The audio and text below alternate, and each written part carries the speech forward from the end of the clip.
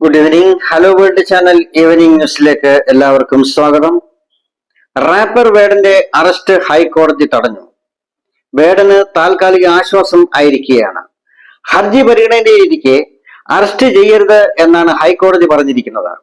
വേടന്റെ ജാമ്യാപേക്ഷ കോടതിയിൽ ഉണ്ടായിരുന്നു. ആ ജാമ്യാപേക്ഷ പരിഗണനയിൽ ഉള്ളതുകൊണ്ടാണ് ഹൈക്കോടതി അറസ്റ്റ് തടഞ്ഞിരിക്കുന്നത്. നാളെയും ജാമ്യാപേക്ഷയിൽ വാദം തുടരുമെന്നാണ് കിട്ടിയ റിപ്പോർട്ടുകൾ.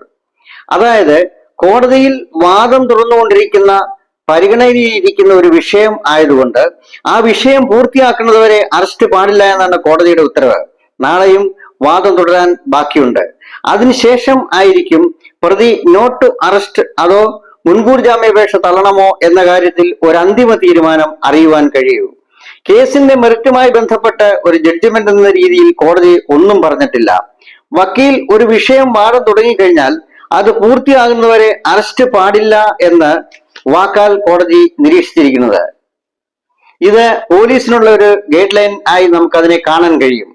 ഈ കേസുമായി ബന്ധപ്പെട്ട് പരാതിക്കാരി കുറെ അധികം വാദങ്ങൾ മുന്നോട്ട് വെച്ചു. അതിൽ പറഞ്ഞത് മുഖ്യമന്ത്രിക്ക് ഇതിനെപ്പറ്റി വേറെയും പരാതികൾ വന്നിട്ടുണ്ട് എന്നാണ്.